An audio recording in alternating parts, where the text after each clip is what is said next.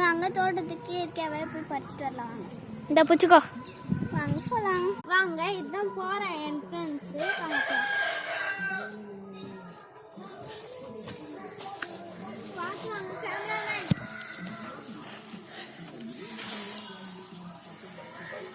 பாருங்க எவ்வளோ அழகாக தோட்டமெல்லாம் இருக்குது. இங்கே வந்து நீங்கள் எது வேணாலும் பறிச்சிக்கலாம்.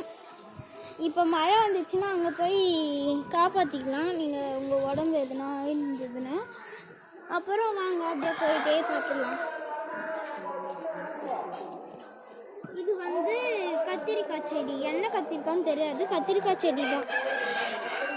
அப்புறம் அது ஃபுல்லாக கத்திரிக்காய், வெள்ளை கத்திரிக்காய்ன்னு நினைக்கிறேன்.